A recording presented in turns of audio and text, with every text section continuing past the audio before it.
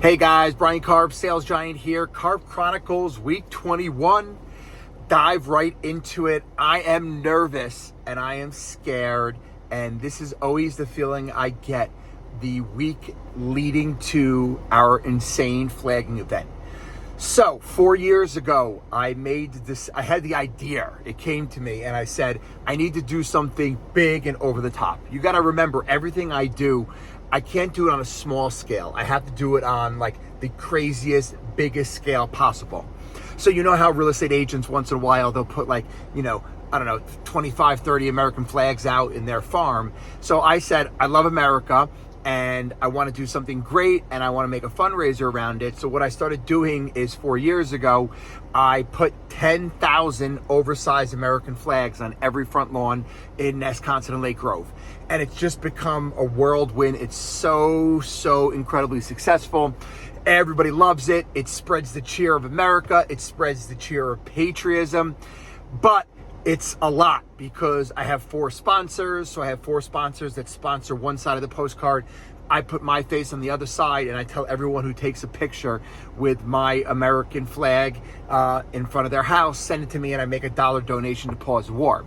So this year I have about 20 college kids that I'm paying to help get these flags out because we try to do it in less than 8 hours. These college kids, I not only feed them and pay them, we also do games. So we do Bingo Brian. So I do a bingo game with the kids and I give away prizes. And then I'm also doing a game with all of my agents. It's a real big team building activity. So when I have an idea that's good for the family, good for the business, good for me, physical wise, once I think it, I have to do it. So this has been an idea that we've been doing for 4 years. And even though I've done it and accomplished it and it's been successful, every year I get nervous. So what's the takeaway from this? If you have a big idea and you start to feel nervous and you get the butterflies and you start to avoid it, like dive straight into it, because I'm telling you, for everything in my life, on the other side of all of this nervousness and anxiety and is greatness and great things. So started that off. That's what's going on this week. We're doing this week. So please pray for nice rain this week for us. Really excited. I just put on 7 Elbridge. It is a newer built colonial. I want to say late 2000s. It's on almost an acre lot. It has the most insane backyard. In-ground swimming pool, new pavers, right? New pavers are like those big, long, flat pavers. Not only does he have that, he has a full sports court, right? So 2 basketball hoops from one side to the other side, lights, and then a third of the yard is done in AstroTurf. Beautiful Trex deck, salt water, lights, heat, the whole 9 yards. So we just did an open house for that, getting a lot of activity on it. So super excited. And this, guys, I'm hitting a lot of 3 Village properties for you. This is in the Village Green, I believe is the name of the development. I've sold there like 5 times, but I always forget. It's in South Setauket. They're single family houses in an HOA. I'm gonna drop a video later this week. This unit is insane. My client, I really think she should have been an interior director. She's an interior designer. She's so modest and like literally she did a lot of it herself, but it's so in, it's so hip, it's so vogue. It's got a black wall. Like, I'm so into it. I cannot wait to bring it to you guys. And it's not a 55 and older community, and they take care of the grounds, and you have a single family house. It's a really cool development. So I'm excited to bring that to you guys. Some interesting, I don't want to say, not negative, but some interesting, a new development I want to bring to you guys and kind of tell you about is, as you know, I've been in contract on a 36 unit, which is about 5 minutes away from the 51 unit complex that we own in Tennessee. This week, that deal died. And I'll kind of tell you what happened. What I've learned is you can't force a deal.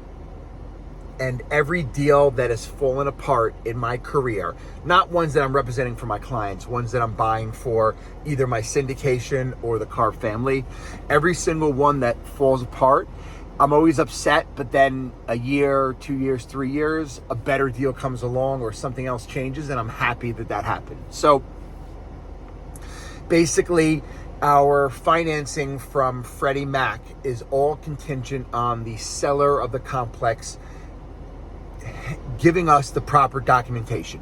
Because this big, large commercial multifamily that I buy with my syndication, they don't look at my financials. Yes, they have to verify that I'm a sponsor and that I have real estate experience. Obviously, we own an 8-figure portfolio here and manage it and build it from nothing. And I already have a 51 unit, but they really look at the financials. And the seller has been unable to get us accurate financials in a timely fashion. So Freddie Mac froze our loan for 30 days and said, I'll have you resubmit it in 30 days. We told the seller that, and at this point, the seller is like, I'm not gonna give you any more financials. I can't wait another 30 days, I'm done. So the positive is, the more and more we walked through this deal, the more and more I was like, all right, it's still gonna be a great deal. We could still return good numbers, but everything has to hit. So the more and more we were walking along, we were never going to back out because I still thought it was a great deal. And we know how hard it is to find good deals. But every step, there was more things, right? The renovation budget went from here to here. The taxes actually doubled. The seller represented this and then they become this. So the more and more we walked, the more and more I was getting less excited about the opportunity. And when this opportunity to get out, I'm probably going to lose about $20,000 because obviously a lot of our due diligence we don't get back. We have you have to pay Freddie Mac to start the loan, so we'll probably lose about $20,000. But I feel like it's for the better. It takes a little anxiety off of me because we are closing another one, which I'm so stoked about at the end of this month, hopefully in Dixon. So we were going to do 2, but I just feel like it must have happened for a reason. The only thing I'm disappointed is we raised over $1 million in outside capital. So now I have to reach out, which I did already the last few days, to all of my LPs and let them know, I'm sorry, this deal is not happening. But we're out there hunting, hustling every day. I have a few other things that look interesting. So hopefully we'll bring something even better to everybody on that one. Something else is with the property in Dixon, I got introduced to a different property management group that is much closer to this complex. So I'm really excited about it. I feel like the guy's very much like me. When you're a real estate agent and also when you are a property manager and everyone, we're all in sales, right? In essence, obviously I sell real estate, and this guy's going to manage the property. But he was just like, as soon as I got to him, he was like, here's my cell phone number. Every email I send, he responds right back. Text messages right back. He says, we asked him to get some estimates for some of the down units. He got us estimates. Like, he is Johnny on the spot, and that's me. So I love it, and I'm definitely going to hopefully lock him in this week to manage the property for us. So really excited about that. I think he could bring local knowledge. He knows the complex. He's excited about it. I feel like he's still growing. I love people who are still growing and people who aren't like stagnant.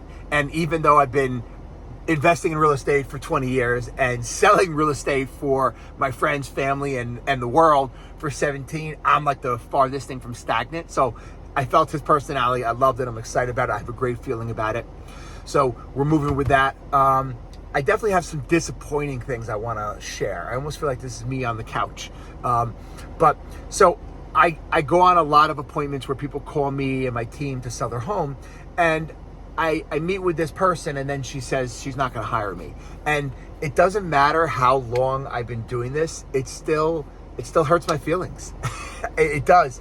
And it's because I don't understand it. I really believe that there's nobody else better to help someone sell their house in Long Island, especially in Suffolk County. And then if you look at like my stats, and you think people would judge sheerly on like, let's say it was someone who just looked at stats. If you looked at stats for the last 5 years, we've helped over 200 people. I've been the #1 real estate agent. I know it sounds crazy, for 4 or 5 years, right? I have the most 5-star reviews out of any agent. So like, what is it, like baseball card wise, I look the best, if that's how you're judging.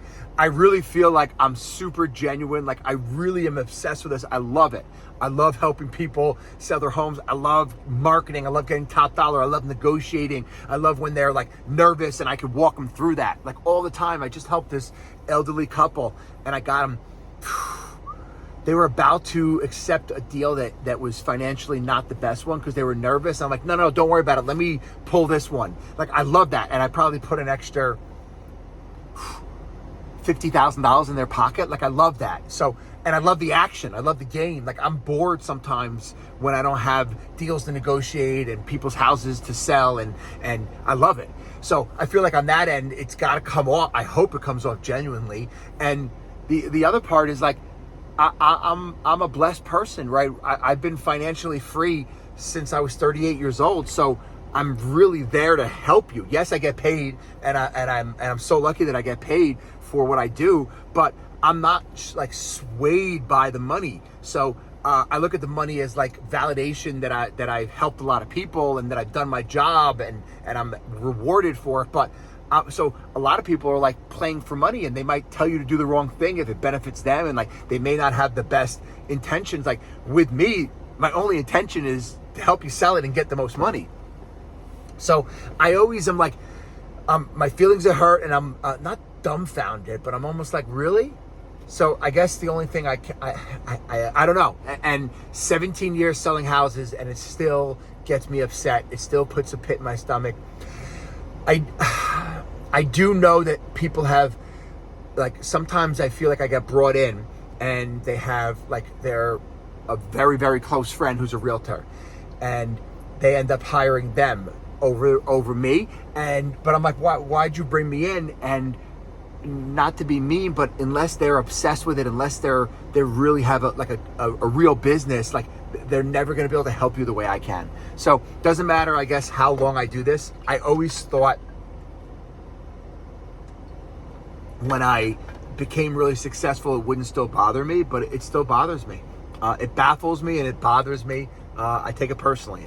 I can't help myself with that. I just can't help myself with it. And that's it. I had a few other things, but I had a few minutes because I'm in front of Brock's practice. So I think I hit all the things. I literally wrote it out for you guys in order. I'm trying to think if there was anything else I wanted to give you.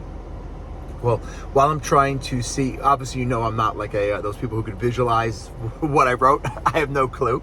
I'll ask you guys, like this, subscribe, share it. Throw me a comment. Tell me that you made it to the end so I know you did.